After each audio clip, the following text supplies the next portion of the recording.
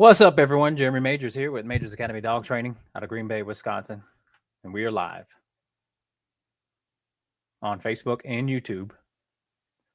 So if one is not working, you can certainly tune in on the other and we can get it going. We're live for about an hour. We're going to go over the dogs that are in the kennel. And we're also going to be answering questions that you may have. Any and all questions, that is. So we also are going to review a video on play. And I want to talk to you guys about play because there's a lot of people, I was watching this wolf documentary yesterday, and even the wolf experts don't really understand play for what it actually is in the context of what I believe nature's priority is. And I don't think it's as simple as them just playing. Okay. So I'm just going to wait until a few of you guys join on in, and then we're going to get started. Happy third day of the week, third day of the month. Yeah, this one's going to be informational, guys. Please don't be shy. Say hi. Interact with me. Like, share, subscribe. Yeah, I've kind of designated Wednesdays for this. Hi there. What's up? We're going to be here every Wednesday. We're going to talk dogs. All right. You guys ready to get started? All right. Let's see. So first of all, I'm going to add a video to it. I hope you guys can see it well. But this is my pack of golden retrievers. And there is a past client of mine with a little Malinois running around. And I decided to get this on video because even though I removed my hood, I think I removed my hood to make it feel better for you. But I want to show you guys and talk about play. We're going to start it off talking about play and how it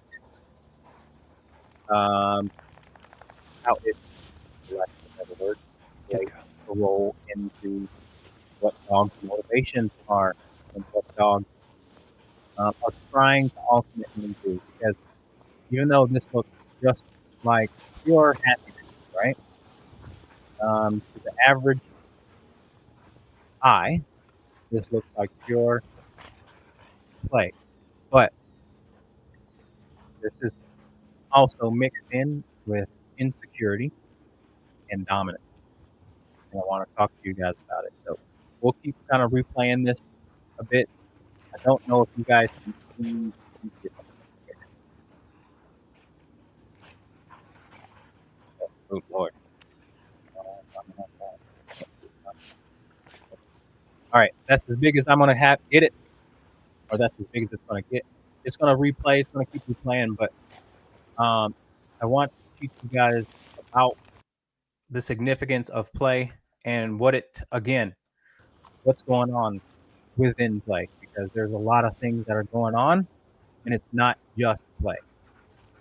Okay, so if you can see closely, the Malinois is the dog that's the odd dog out. She doesn't know these dogs.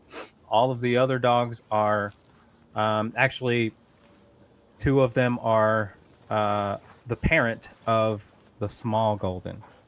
So that is a golden that I bred and raised up until 8 weeks. Now they've got a fantastic owner, but they come back for boarding. So we have Tina is the mother. She is right there. Good girl. And then the little pup, that's her puppy, Xena. And then the male is Ike. Sorry for my hood, guys. Sorry about that. Okay, so I'll give the ages of these dogs so that because the age matters to put it more in context for you guys. Okay, so the mom is 4, the male father Ike is 2, and then the puppy is I think 8 or 9 months, something like that. Um, but Zara is the Malinois, and she is I believe she's either 2 or 3. But if you can see her how she plays, she's uncertain. She's a little unsure, unfamiliar with these dogs, but she comes across playful, but she's actually playing a little bit dominant. You can see that in how she bites my dogs. She really kind of gator bites my dogs, and she actually made one of them squeal, which means she's trying to inch her way in to see how far she can take dominating my dogs. Now, my male is very submissive, but playfully dominant, which means he will go up to any dog, he will nag them, but in a submissive way. And you guys know that if you have had dogs or have watched dogs, there is a submissive way of trying to dominate as well. It's comes across as submissive because my dog like automatically lays on his back, but he won't stop nagging. Now, if my dog Ike was just truly submissive, then he would play in a different way. It wouldn't seem to be pushy submissive. Okay, but now my older female, she is a little bit more mature. All of my dogs, they don't care for conflict. They're not interested in it. But Tina actually takes the Malinois down. Not in this video, but actually before this video, which is the reason why I wanted to take this video. But Tina, the female, is older, and she knows that. So both dogs already know that one of them is older than the other. And you can kind of see how Tina's playing with her right now. That Tina's the one that's kind of giving it to her a little bit more than my male, and the puppy is along for the ride as well. But she's also being a little bit pushy too. So we'll watch it one more time, but I just want you guys to be aware of the little intricacies that play when they're playing, because it's not just, like I say, it's not just innocent play, and you do have to know those things to make sure that dogs don't take it overboard. And so now the Malinois, again, I see her start to get a little chippy. And do you see that right there? Do you see my female checker? See how she pushed her back? Remember, guys, play is such a forward and backwards thing. The more forward a dog gets to go onto another dog, the more dominant they want to assert themselves in a dominant way. The more things a dog accepts, meaning backing up and accepting rough play, is obviously a sign of more of a submissive dog. However, when dogs run like this too, they're also trying to gain the upper hand through their athleticism. In a weird way, they want to get those dogs tired. So the Malinois is in attempting to get my dogs to become tired because she's fast. The Malinois knows that she's fast, and she probably wears out other dogs. But my dogs are field Goldens, and the puppy was actually keeping up really well with the Malinois as far as speed goes, which I was impressed about. But field Goldens just is a term of their hunting. I use them for hunting. Okay. So if you can see that exchange too, see how that's interesting, and Tina stands her ground. And okay, so let's watch Tina. I can even tell my dogs. So my dogs essentially right now are trying to calm her down, or trying to tell her that, you don't have to necessarily play that rough too. So they'll kind of poke the bear. And that's one thing you also want to know and learn about dogs is, like, they will try and fix each other. If they're balanced and one is out of balance slightly, they will poke the bear to get the dog back to balance. And in order for them to do that, though, you must have a dog who can stand up to too much forward pressure. And so a lot of young dogs will try and prove themselves and try and dominate, but an older dog will stand their ground and tell the young dog what's appropriate and what's not. And we're going to talk a little bit more about that when we review the dogs of the kennel that I have today. But I just wanted to bring up this little clip, talk about play for a little bit. And if you guys have any questions about play, let me know. I may ask for a little bit more of a detailed description from you to make sure I can give you a good answer. But ultimately, there we go. All right, let me remove this one. All right, but ultimately, yeah, play is much more than play. There's a lot of answers that are being played out for in dog-to-dog communications. Okay, we got some questions here. Feel free to ask any questions that you like, guys. We're here until about 10 o'clock. And yeah, feel free to ask some questions. Okay. All right. Artis, I hope I pronounced your name right, says, yeah, I'd be having the same issue with me and my neighbor's dog. They play well together, but then it turns into dominance. Yeah. You know, insecure dogs tend to want to dominate because they're afraid to be vulnerable. They're afraid to share space. They're afraid to share resources. They're like humans, like space, like obviously toys, bones, things of that nature. Insecure dogs want everything for themselves. They're a little bit selfish. And so they tend to want to make sure that they are the dominant one for fear of what may happen if they aren't.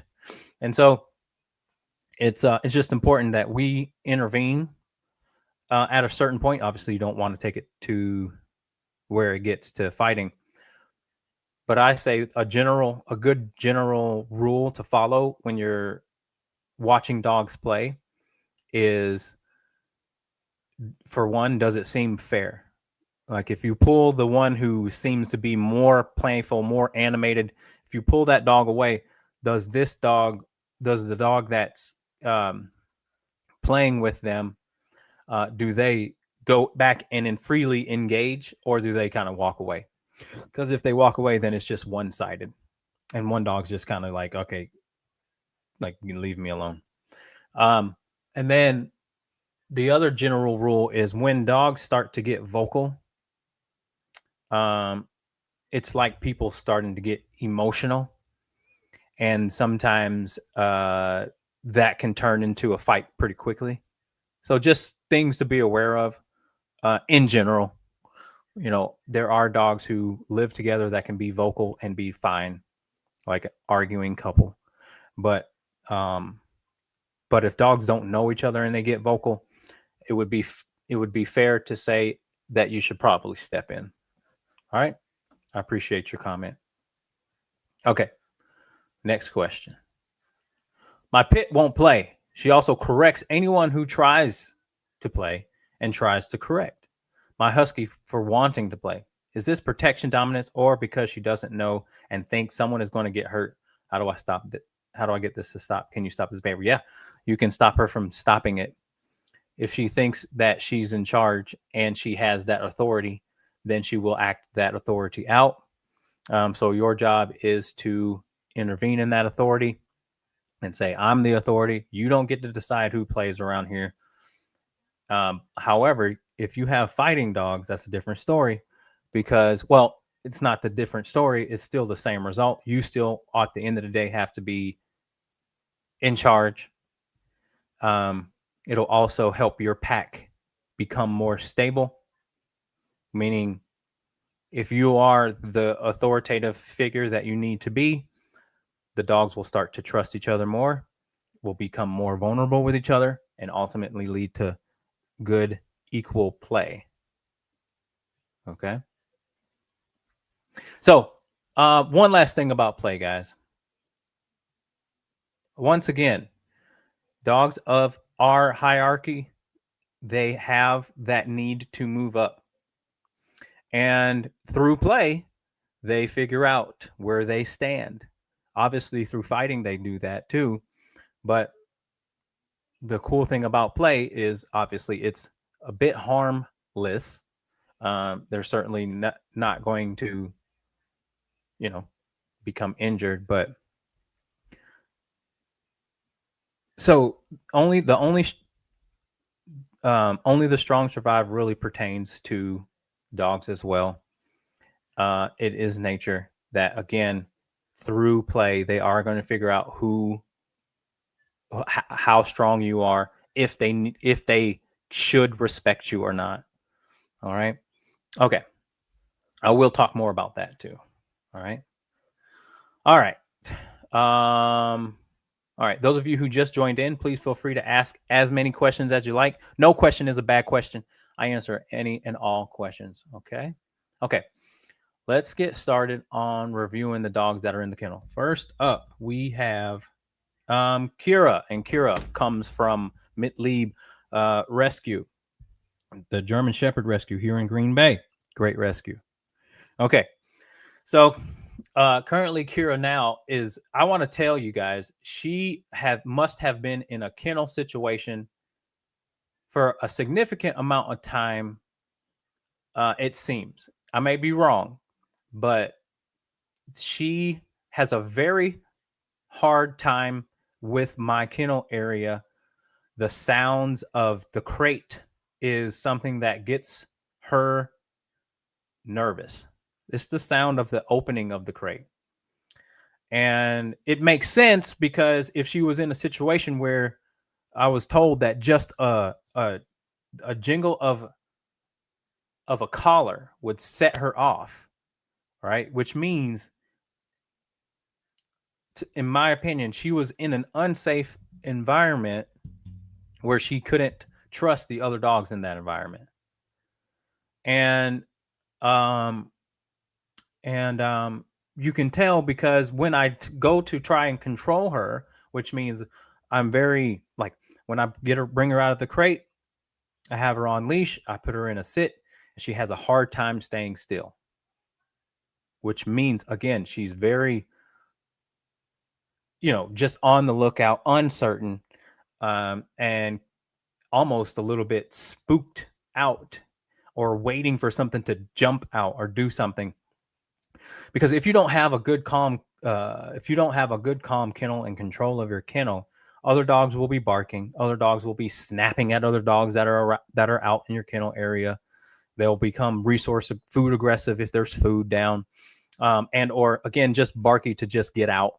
And all of those things can create kennel insecurity when it comes to dogs. And that's what I'm seeing with Kira. She is very much so the type of dog who, again, wants to go outside, and then come back inside, and then like rushes to go back into her kennel, because that's kind of where maybe her safe space was. And so,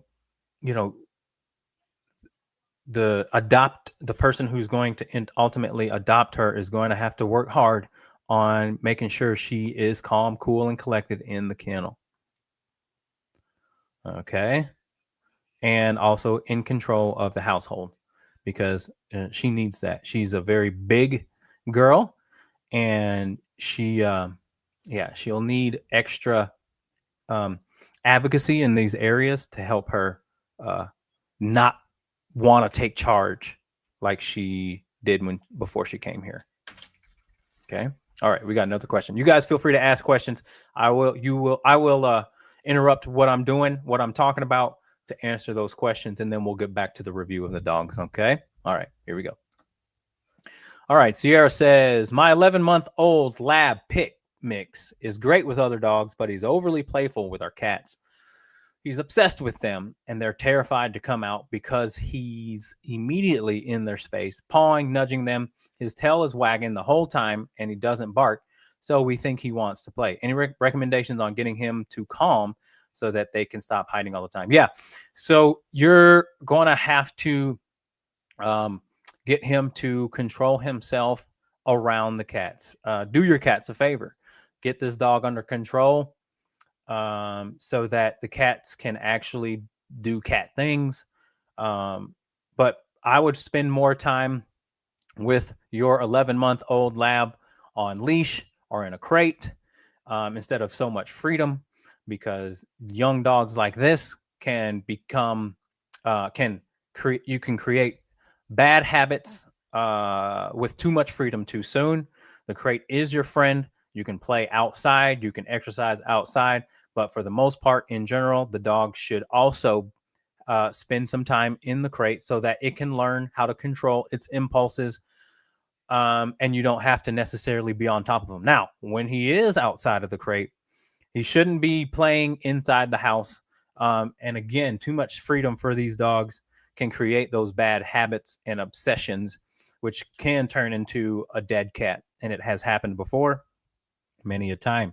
So you want to have this dog on leash when he's in the house for a significant amount of time, so that the dog learns to consider you in within the space of your cats. So if you're sitting on the couch and the cats are out, the dog should be on leash and learn to consider you through your obedience command. So I would have a good sit and I would have a good down. Those two commands, especially the down because it's harder, those commands are going to help your dog be able to, um, again, lower that impulse to um, antagonize your cats. And he just needs to lose interest, but he needs to do that by through your control. And so make sure that, what I would do is I would teach the heel inside your house. I would teach him how to heel loose leash next to you, inside the house. Give him some productive exercise and work inside the house, so that, again, he's not just able to focus on only what he wants to do and only what's around, and be able to antagonize when he wants, on how much he wants. You got to tell him it's not appropriate. Okay, so along with the obedience exercises, along with keeping him away, with which crate time is okay. He also needs to respect your no as well.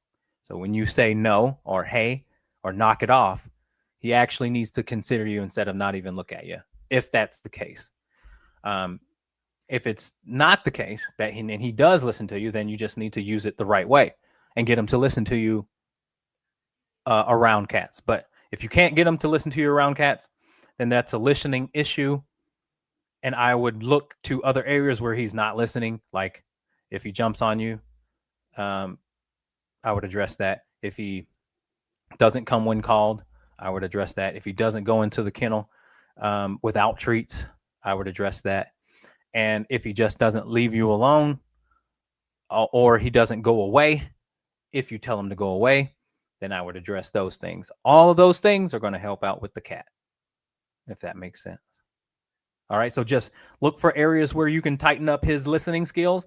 Do not say anything and not follow through with it, because then you're risking the worst possible scenario for your dog. So if you say something, follow through with it, and it will carry over to the big thing, which is your cat obsession, which is his cat obsession. I'm sorry. All right. I hope that makes sense to you. And let me know if I, can help you any further. Feel free to ask more questions or give me more context too. Okay. I appreciate your question. All right. Susie says, I have 2 German Shepherds that are a bonded pair. Fonzie, 3.5. Cocoa Puff, who's 2.5. My boyfriend and I are separating. He will be moving out of my home. He would like to take Fonzie with him, but drop him off with me when he's working. What is your advice to make this transaction easiest on the dogs? Dogs don't care. It'll be fine. Yeah. Dogs don't care. It'll be fine. They'll be all right. I'm sorry that is happening, but they'll be fine. All right. Okay.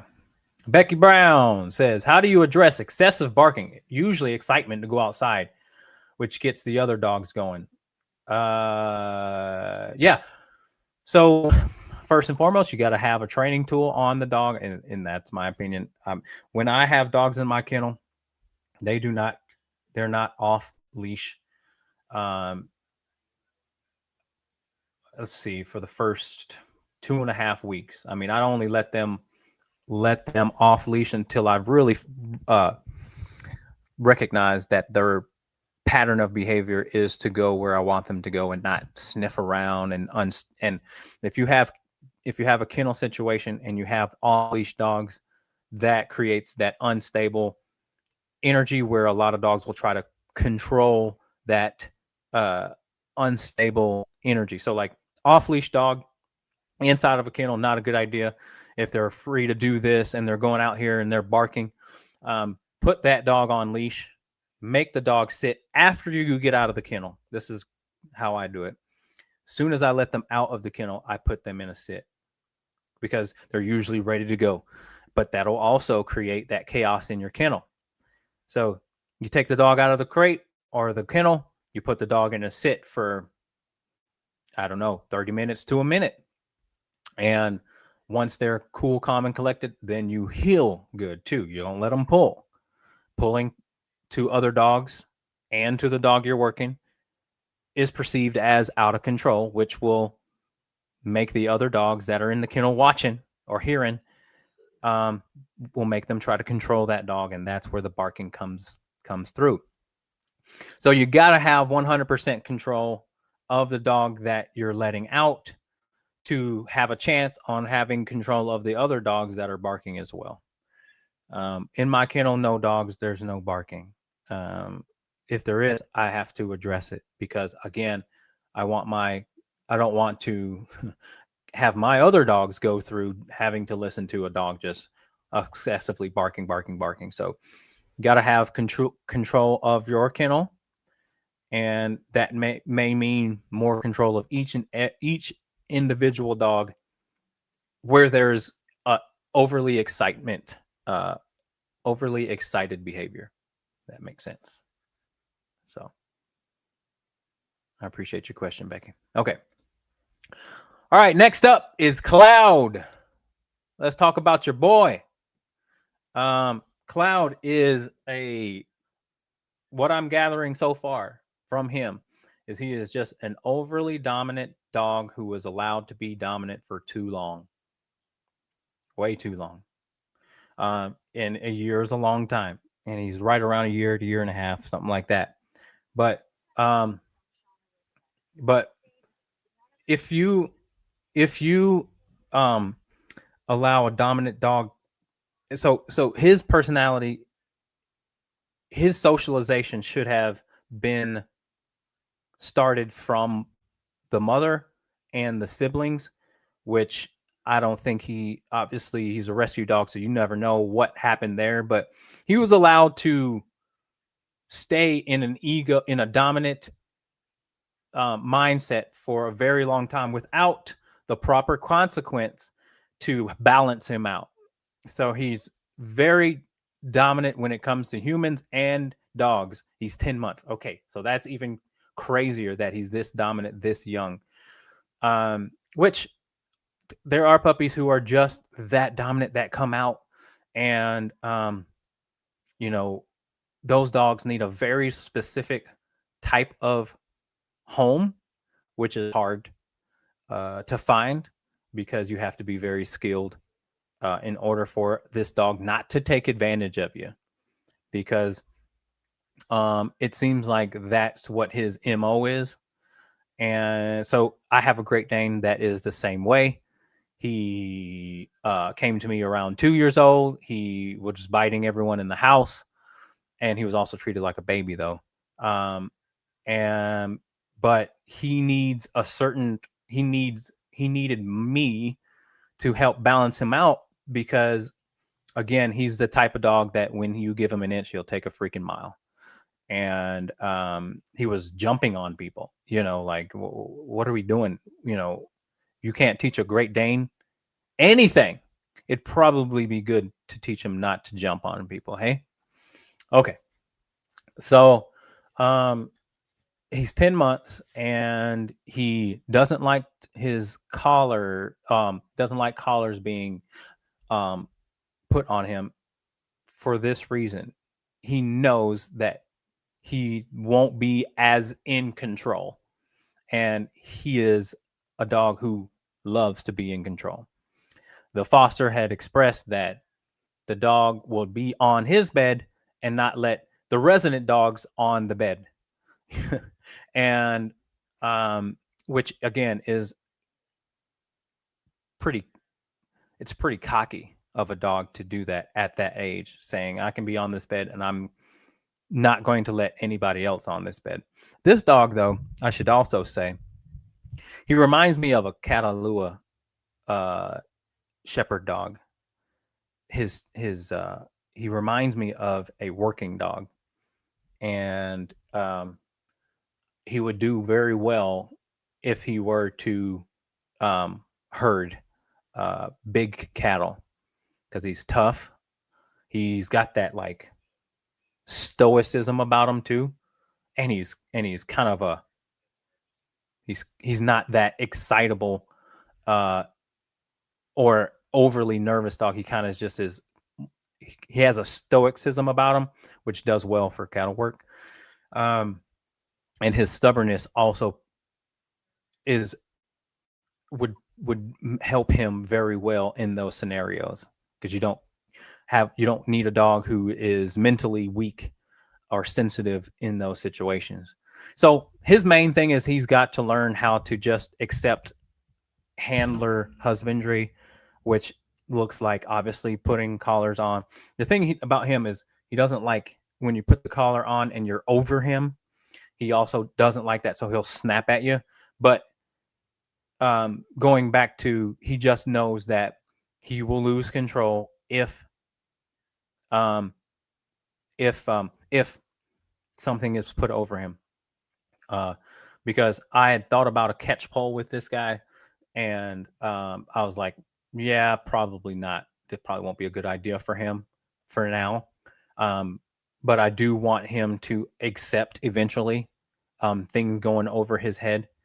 But he does have to learn how to sit first, and he doesn't know how to sit. And that is a very important part in getting him to accept certain things, like the collar. So I get a lot of dogs who are collar shy, is what I call it, or collar aggressive, whatever you want to call it. But it's mostly for those dominant dogs that know that if this collar is on me, then I won't be in control as much as I would like to be in control. All right. So yeah, he's got to get used to regular things that are going to happen, that have to happen for him. And so we'll see how he does for the 3 weeks. He is kind of in a where am I mindset right now, which is common amongst all dogs.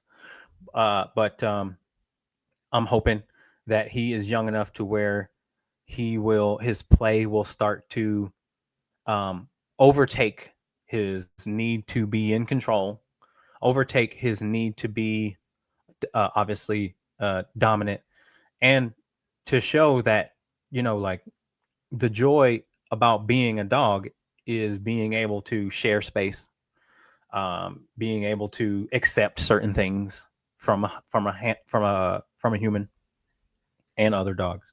And that's the biggest issue, guys. All right. So here's the thing too, guys, that we have to remember when we're working with dogs of working breed, of working line. Because I honestly think, again, you could take him to a farm and he would do work. So if anybody's out there that is concerned about where he goes after this, I'd probably start getting into contact with some farmers.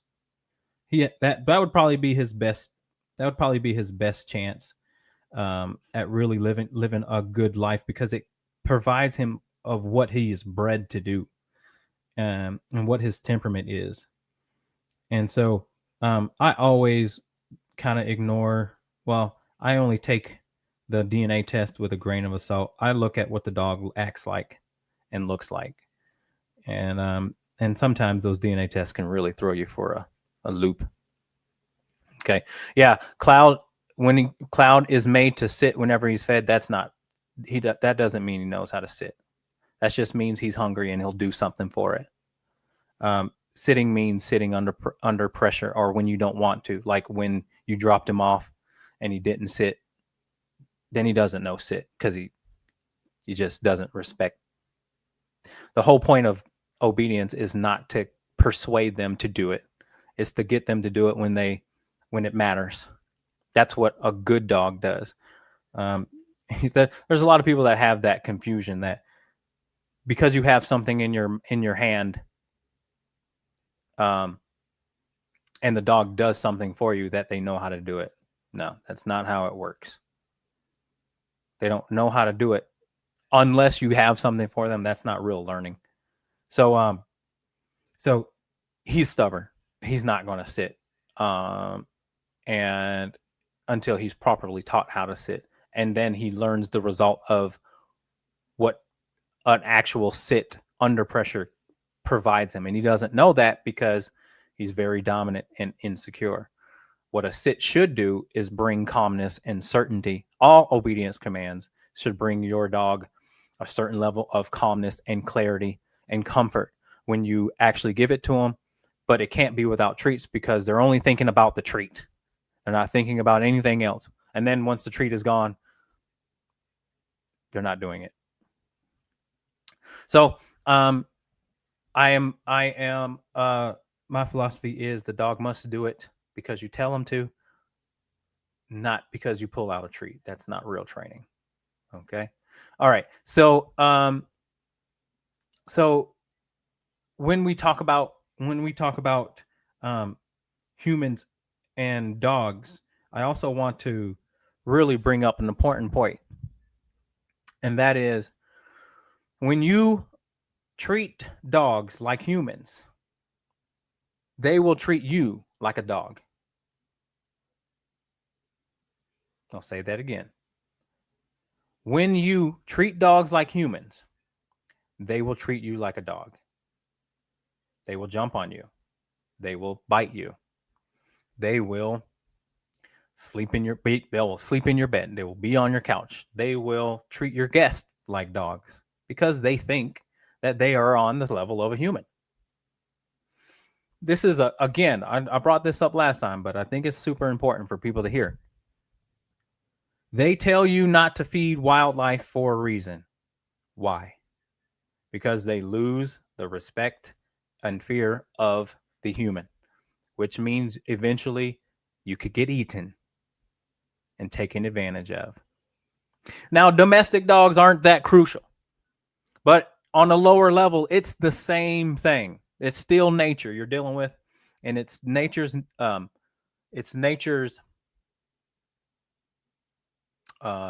obligation, or I'm fine with obligation. It's nature's obligation to make things as easy as possible for themselves. And so if they can take space, they will. The only thing that keeps certain dogs from not being terrors is somebody or something in their life that goes, yeah, you can't take this space because I'm here to take this space. So, for example, when it comes to jumping is a very disrespectful thing amongst dogs because it means dominant. It means it's a very domineering behavior, because anything that happens that is, if you think about it like this is balance, right? And then if a dog tries to go over something, let's say a stranger or anybody for that matter puts their hand on your head, you will be highly offended. or even a stranger comes over and puts their hands on your shoulders, you're going to get them the hell off of you because it's very disrespectful. And who are you? And why do you think it's comfortable? Why are you so comfortable enough to put your hands on me? I don't know you. And so it's the same with dogs. Like a fight can happen if a dog jumps on another dog. So you would say, though, you would label that person if a person came up to you and put their hand on your head or put their hands on your shoulders, didn't say anything, just went, and you would knock them off. You would definitely defend yourself, or you would have to call someone to defend yourself. But you would label that person ignorant, right? You would label that person ignorant. You would label that person an asshole. So it's kind of the same thing when dogs jump on you, especially if dogs are jumping on strangers. It's ignorance. It's insecure. It's very pushy behavior. So if a dog is allowed to disrespect humans on that level, then we're headed down the road of aggression being acceptable. Because again, they're designed to make things as easy for them as possible. That's why they do want to get in their bed. Your bed is very comfortable. That's why they not want to have dogs around when they're eating. That's why they want to demand attention from you. That's why they follow you around the house, or they will bark at anything that makes them uncomfortable. I was on the phone with a client, or a potential client who had a dog who was so domineering that it would meet her family multiple times and still want to nip them in certain scenarios. And in that scenario, it's not necessarily just fear that the dog is biting. It's convenience. It's, I can do this when I want. Sometimes I'll get along with you and sometimes I won't. It's up to me. But that way of thinking, again, is very dangerous because it makes the dog, quote unquote, unpredictable. A lot of folks call me and say that their dog is unpredictable. But no, because I can point out many behaviors that the dog, all dogs do the same behaviors. If they're aggressive, there are like at least 4 out of 5 behaviors guaranteed that they do that leads up to the aggression. And jumping is one, barking inside the home is the other, pulling on leash is one, following you around the house, food, they're around you when you're eating, and they just don't come when called. So those, that's more than 5, but every aggressive dog has those behaviors. Not every dog that does those behaviors are aggressive. I want to point that out. But if your dog is aggressive, reactive in any way to anything, check on those behaviors. Make sure you're making a note of, okay, what happens when I walk inside the door? Is the dog meeting me at the door and jumping on me, overly excited, or in the crate barking his butt off, demanding that you let him out, demanding that you give them attention? Is that happening? Because again, those pushy behaviors will lead up to other destructive behaviors. Now, it is your obligation as a dog owner to make sure that not only that the dog gets along with you, that's pretty easy, but if the dog gets along with the community is also very important. And so if a dog is getting spoiled, then they tend to become antisocial, and they are picky with who they get along with, and or they just don't allow anybody else in their territory, around their owners, around their dogs, around their yard. They just become way too domineering. So Anybody have any questions about that? That is of the dogs that I work with, very much so. They are dogs who, again, will gladly take space if allowed, and it is up to us to say this behavior should not go on for your safety and the safety of others. That's it. Okay, I think we got one more dog talk about. I have Who do I have? His name is not Clovis. It's what's his dang name? Starts with a C. Uh is it It's not Clovis, is it? Hold on. I'm brain farting on his name. Let's see.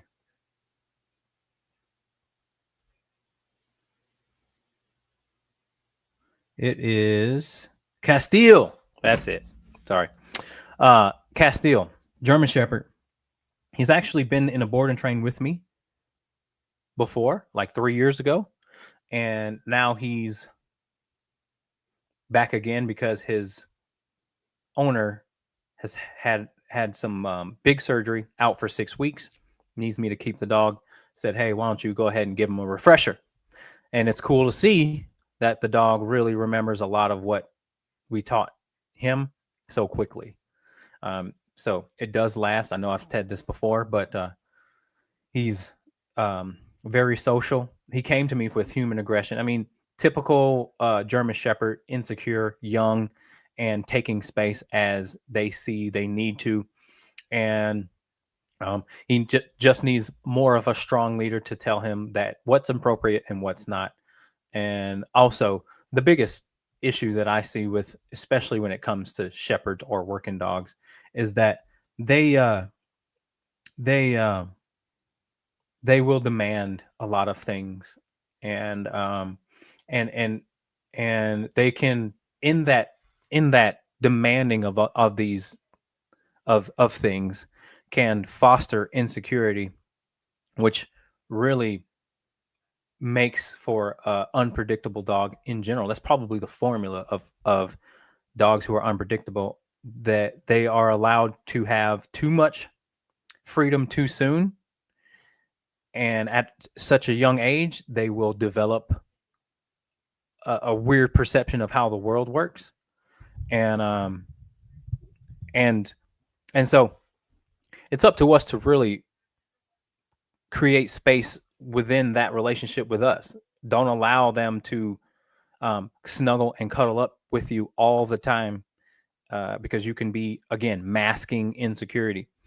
And so sometimes it's appropriate that we ask for space when it comes to dogs. Like, tell them to leave, tell them to go away. Ask for space, like, especially when you're eating. It's a very good indicator of where your relationship is if you can sit down, have a good meal, and your dog uh, not be sitting there looking at you, or laying down looking at you, near you, near your feet, under the table, or even by you in the kitchen. Those boundaries are very important, and it makes a good, significant, plays a good. It's a really good thing to have in your relationship with your dog, if they can respect when you're eating food, because it's so tempting to just be pushy about food and get it, obviously, because they love it. But how about reward them if they go away and ignore you, instead of, you know, looking at you like, can I have it? Can I have it? Can I have it? Will you give it to me? Can I have it? Can I have it? Some dogs will get antsy. They'll try and get cute. They'll do whatever it takes if they're hungry to get that food, especially for those food motivated dogs. So, all right, I got time for one more question, guys. I have a 6-month-old bully Chihuahua who has jumped on my 3-year-old's back several times. Won't stop. How to make her. Also, won't potty train. Okay, 6-month-old bully Chihuahua who has jumped on my 3-year-old's back 7 times. Okay, so what your dog, I think, is attempting to do is control the 3-year-old. So what you have to do is make sure that you can step in between and tell the bully Chihuahua to go away. basically you got to take control like a mother dog would, right? So if a mother dog sees that two puppies are playing and they're getting too rough, the mother dog will step in and snap at one of them, usually the aggressor, and then it'll kind of squash it. So essentially, you kind of have to be that mother dog and take control. So you can do it in multiple ways, but the easiest way would be to step in between, use your body language, and point your hand and finger or whatever in the opposite direction you want your dog to go, which is obviously the opposite direction of where your son is going or where your son is, and tell him to go away, knock it off, take control, and don't let the dog ignore you in that situation. Let the dog really understand that you want this stop, even if you have to grab him for a second and put him in a sit, grab him by the collar and put him in a sit, and really get him to understand that when I say something, I need you to listen to me. So it's just about follow through when it comes to controlling that scenario. And then also letting him know that that's not okay. Your 3-year-old could get hurt if he doesn't learn how to control that impulsive behavior. Okay, so I know it. At 6 months, you're probably thinking he's super cute, but don't let him get away with being a butthole to your child, because it could lead to other behavior that you really don't want, obviously.